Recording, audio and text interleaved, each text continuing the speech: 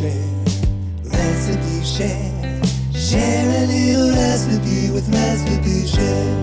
Recipe Share, Recipe Share. Share a little recipe with Recipe Share. Thank you for joining us for this week's episode of Recipe Share, a program on AADL TV where we take a few minutes to talk about recipes in a featured category. Today's category is date night dinners. I'm Beth, and I'm joined as usual by Katie and Elizabeth to tell us what the recipes were. So, Elizabeth, what was your date night dinner? Okay. So the theme of my date night dinner was like summer date night. So I just have to share that I started with an appetizer of freshly picked strawberries, and I just have a photo here of the flat of strawberries that I picked. So rinsed those off and just had those as a little start. But then I made two things for dinner, and I have to pull up my phone because this is also from New York Times Cooking. I've been cooking from there recently. So the first thing I made, the main course, was summer pasta with zucchini, ricotta, and basil. So this was really good. The first thing you do is you dice up an onion and cook it in olive oil in a skillet. And then just kind of until softened. And then you take a couple green zucchinis and you have sliced them into like 1/4 inch rounds. And you toss those in with the onion, season generously with salt and pepper, and continue kind of stirring that all together until the zucchini is tender, but not like mushy. And then you just turn off the heat. So then this says that you're supposed to use a mortar and pestle to pound garlic, basil, and salt into a rough paste. Or it said use a mini food processor. I don't know. I just felt like that was I was like, am I making pesto or am I not? I didn't think that was an unnecessary step. So I did not do that. I actually just thinly sliced garlic.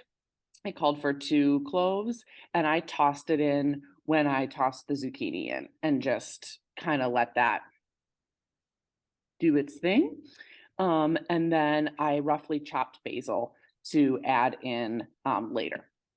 So then you cook your pasta, keep a cup of cooking water to the side, and then you add the cooked pasta to the zucchini, onion, garlic in the skillet, turn it back on the heat, and add a little bit of the cooking water. Then you throw in a cup of ricotta, some crushed red pepper, and the zest of a lemon, and you just kind of stir it until it's creamy. You can add a little more pasta water if you need to. And then I threw in the basil. It says that's when you're supposed to add the basil paste that you made, which I didn't make, so I threw in the basil. And then you spoon it into warm soup plates. It says sprinkle with some freshly grated parm and serve right away. So that was super yummy. I think I don't think making the like paste is necessary. You certainly could if you felt like it, but it was just fine the way I did it. I think I sliced the zucchini a little too thick.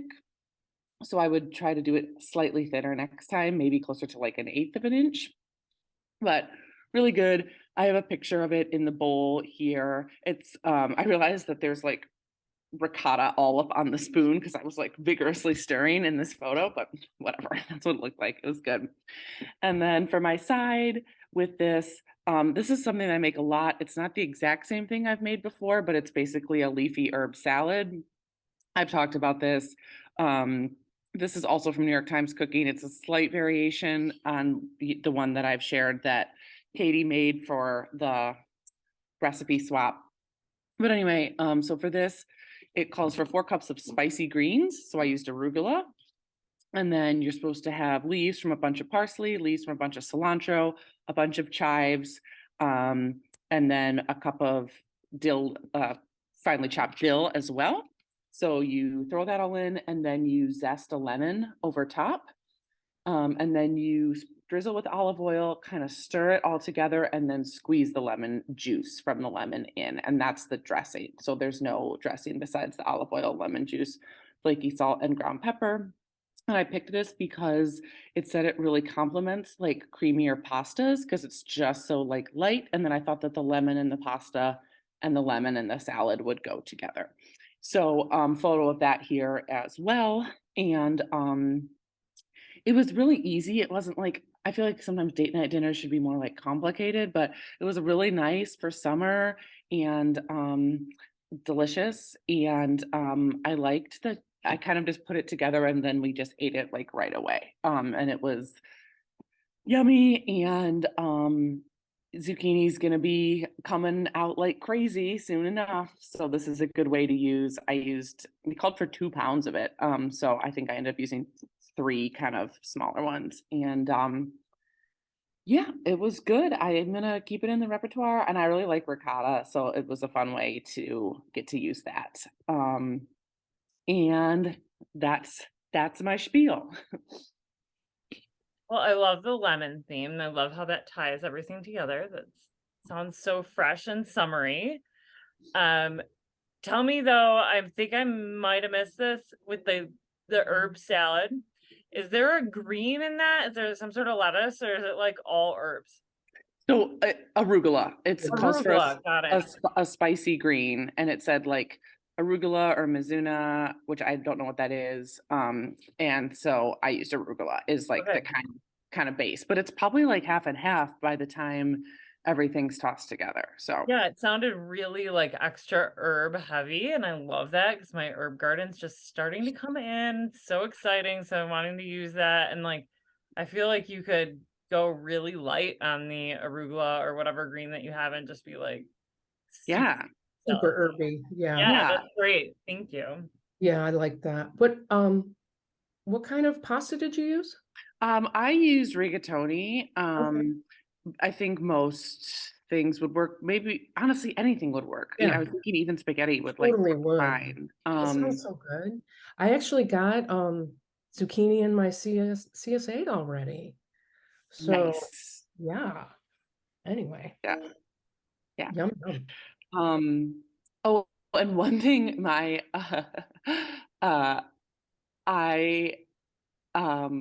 took a little of the like salad and actually like took a bite of it with the pasta just because I was like, and that was like pretty good too. So it was kind of like, I don't know, like it was I felt like they complement each other.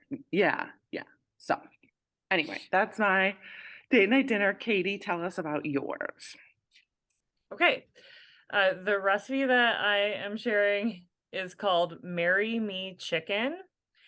And this is something that I guess is like pretty popular. If you Google it, there are tons of websites that have a recipe for this chicken. I'd never heard of it before finding it on this website, modernhoney.com. So I thought that the name was like cute for this category, right? Especially since like we're all already married, so our dates would be like our husbands, and it's funny, marry me chicken. But so I was like, well, let me see what it is. And then I read the ingredients. I was like, oh no, but for real, like we're making this because it's right up my alley. Okay, so you preheat your oven, and then you need a oven safe skillet. So I used a cast iron.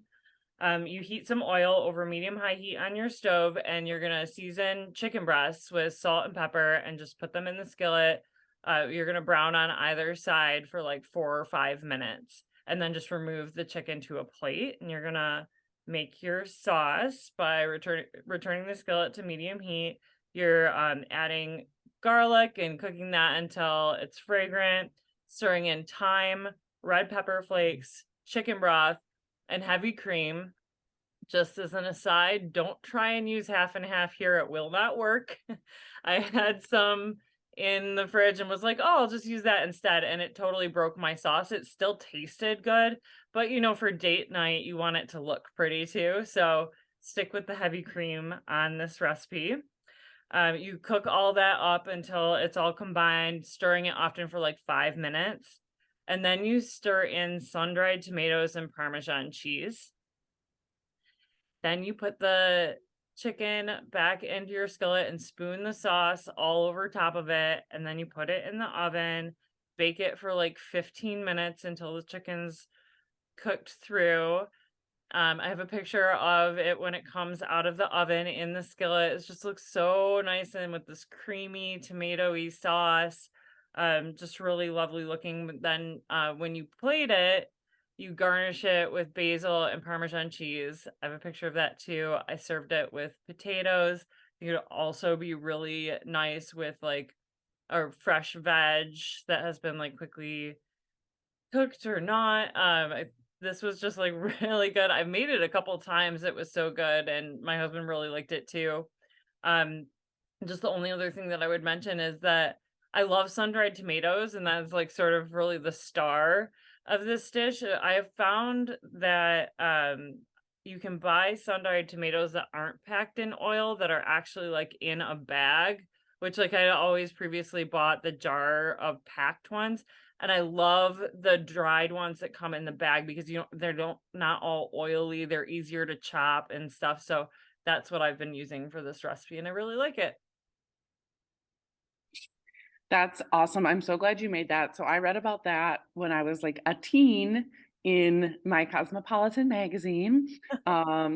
And I like remember being like, wow, like, does this work? Like, I was just like, do I have to like get ready to make this in like 10 years when I want to get married? Um, and I have like thought about it from time to time since then because it comes up every so often in like I've seen it like, like you said, like that recipes for it are like referenced in like a book or something. So I don't remember. Like I'm really curious. I want to, did you research it all? Like the origins of like No, my limited research was to like, does this exist in other places? And then just Googling it and being like, oh yeah, very much so. Like this is a popular recipe, but that was it. I didn't look into the origins. yeah, I'm curious what it like who originally, Well, I came up love with. that it was in your teen Cosmo. I mean, Yeah. that's wonderful. And that you remember that is great. It Yeah, sounds great. it sounds amazing. I don't remember hearing about that, but I've been married so long that maybe that's why.